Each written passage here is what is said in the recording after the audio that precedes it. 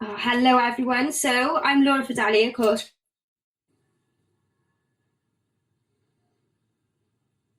interview for you guys with Penny Cadence. I am so happy to have him here today.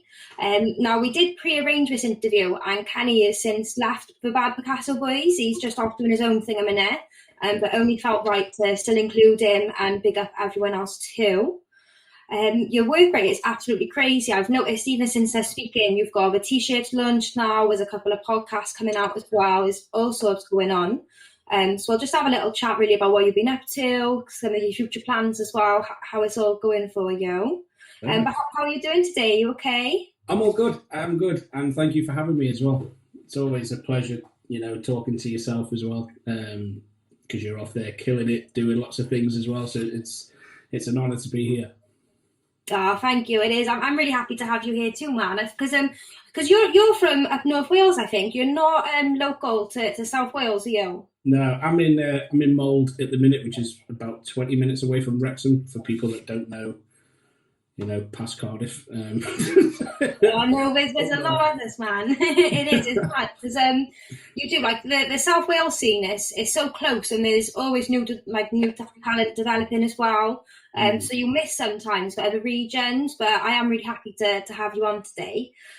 For people who don't like travel outside of Cardiff, as you said, much like what's the music scene like around by you? Is it is it quite busy like Cardiff, or is it a bit quieter? It's quieter. It is a lot quieter. We've got people like the Larynx Boys are based up here in Wrexham. But apart from that, the music scene's pretty quiet. So we have to come down south or over to Liverpool, Manchester, things like that. But as a whole in North Wales, it's pretty grim, to be perfectly honest. Yeah, it must be so much harder to kind of push your music as well, because artists these days you have to do so much in terms of your marketing, your promotion.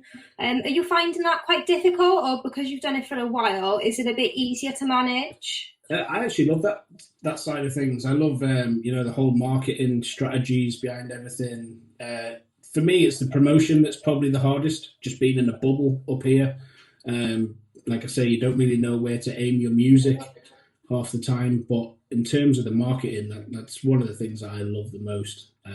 Especially when I'm creating an album or working with somebody or things like that. So yeah, I love that part. Like I say, it's just the promotion that's a bit of a uh, just a bit of a pain. It does. It gets a little bit repetitive sometimes, I think. But it looks like you're doing it well. You're smashing it. The last album got a lot of views as well. Well, just take it back a second, just for yourself as an artist, for people who don't know you or heard your stuff before. Where did your journey as an artist begin, and where do you hope to go with it as well? How far are you planning on taking things?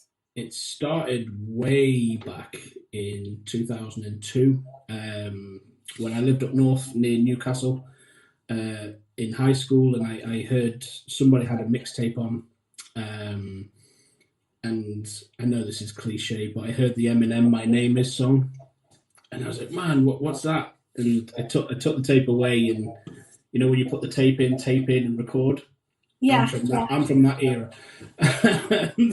So yeah, that's where it all started. So I've been doing this for nearly 20 years now, and still going as strong as ever. Still hoping to hit some heights where I can at least live comfortably doing something that I love. I know that superstardom is a million miles away, obviously, but just to live comfortably would be a dream come true.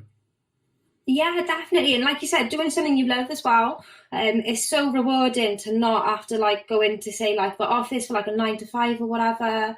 There are a lot of pluses to it. You can express yourself as well. You can create and be a creative. So it's wicked. And I wish you all the luck in the world. It looks like it's Thank, going well so far. Hopefully the thank t-shirts do well too. I can see it. You're sporting one today. Here we are. They are on sale. Well, they will be on sale now when this goes out. So yeah, Kenny Cadence. I will put the link wherever this gets posted because right now I'm trying to get a proper URL link so it's all official and things like that. So the link will be down there.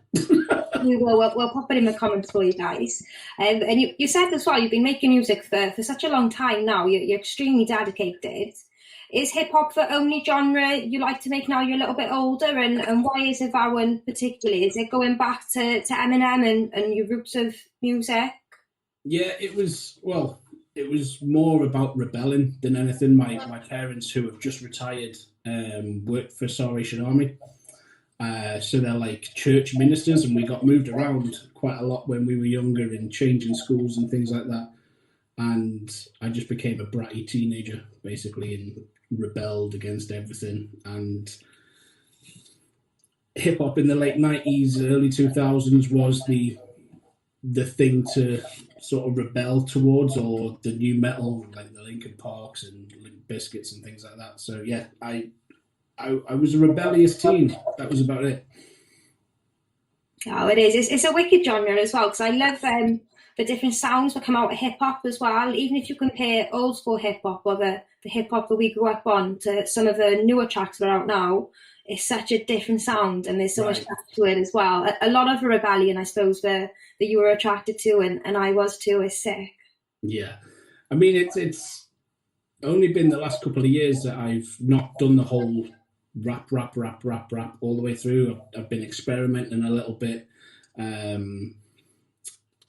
That's why I did the whole 10 versus 10 with Brighty. It made sense for me to go against someone like him, instead of just going against somebody who's just I don't want to say just a rapper, but it would be a rap song. Going against someone like Brighty, who, you know, has become one of my best friends over the last few months as well. You know, it was sick to just go against him and work with him as well. He's elevated my mind to think about the music more and things like that as well. So yeah, it's only been the last couple of years that I've sort of dabbled into subgenres, would you call it? I don't know what you'd call it, but yeah, no, I know what you mean. There's like a lot of fusions around as well, where people are like mixing up like different bits of their favorite genres and making totally new sounds, and I love that. It's an evolution in itself almost. So hopefully we'll hear more. I know. Oh, I'm hoping. I know you mentioned there the back-to-back you did with Brighty. That was a couple of months ago now. That's available on YouTube for you guys to check out if you want to. The Bad Picasso boys put together an epic battle of Kenny versus Brighty, streamed across, I think it was YouTube and Facebook, and like I tuned in. There's a review as well, actually, which you guys can check out. And it was a sick battle, man. Like I found it really hard to choose between the two of you of my favourite, because you've both got quality work. How did you find recording the battle and in a run up to it as well? Was there a lot of pressure to pick for your favourite tracks or the best tracks? Well, first and foremost, I won this battle.